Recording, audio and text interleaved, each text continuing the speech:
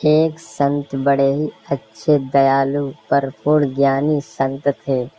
वे नगर में भिक्षा मांगने के लिए घूमने गए और वे कहते थे कि परमात्मा के नाम पर दे दो, जो जैसा करेगा वैसा ही भरेगा।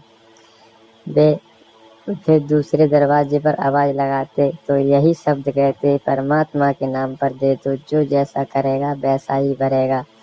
उसी नगर में एक स्त्री गलत स्वभाव की रहती थी। उसने सोचा कि यह संत हो सकता है मुझे सुना करके कहता हो।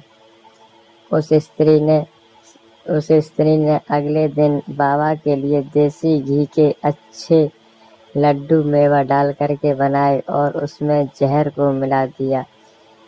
संत उसी दिन की तरह दूसरे दिन भी भिक्षा मांगने आए। उन्होंने एक दरवाजे पर जवाब दिया कि परमात्मा के नाम पर दे दो भाई, जो जैसा करेगा वैसा ही भरेगा।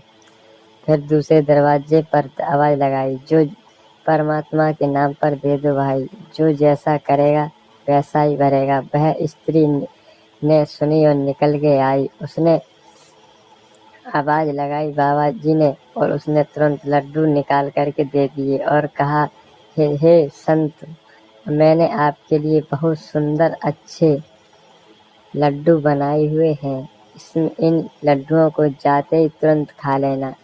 महात्मा गए और उन्होंने अपनी कुटिया में लड्डुओं को रख दिया। भिक्षा कुछ ज्यादा मिल चुकी थी। उन्होंने कहा कि ये लड्डू आज नहीं कल खाएंगे।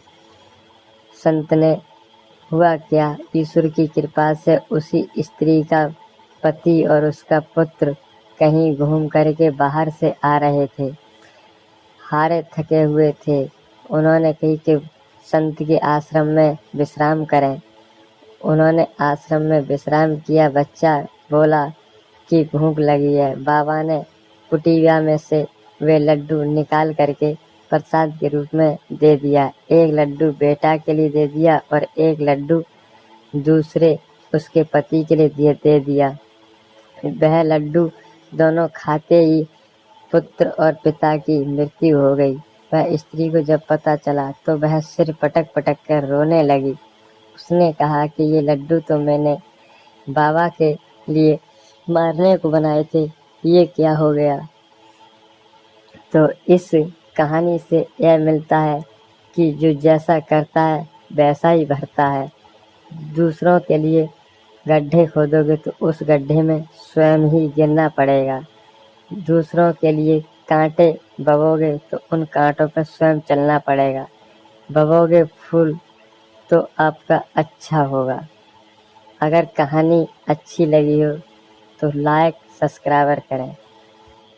इसी कहानी से मिलती जुलती एक कहानी और सुनाने के लिए जा रहे हैं। आशा करूंगा कि इस कहानी के लिए जरूर सुने।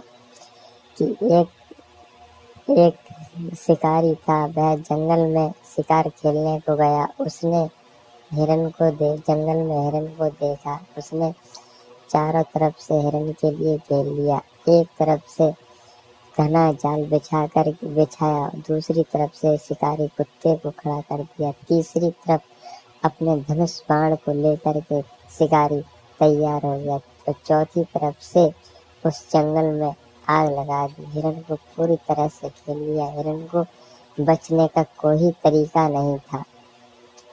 तभी हिरन ने जब यह सोचा कि कोई बचने का तरीका नहीं है और दूसरी तरफ से उस शिकारी धनुष बाण को लिए खड़ा, उसने शिकारी कुत्ते को हिरन के पीछे दौड़ा दिया। उस हिरन ने भगवान के लिए और ईश्वर को याद किया और तभी ईश्वर की भगवान की कृपा से उस जगह पर एक सर्प निकला और उसने शिकारी के पैर में डस लिया। निशाना चूकने के कारण हिरन पे जो निशाना लगाया था वह निशान कुत्ता के जा लगा और हिरन की इसी तरह से जान बच गई। उधर ये जो कहानी से मिला है, इस कहानी से भगवान को याद करने वाले के हर दरवाजे, अगर कोई संकट में, हर दरवाजे, कोई भी रास्ता नहीं है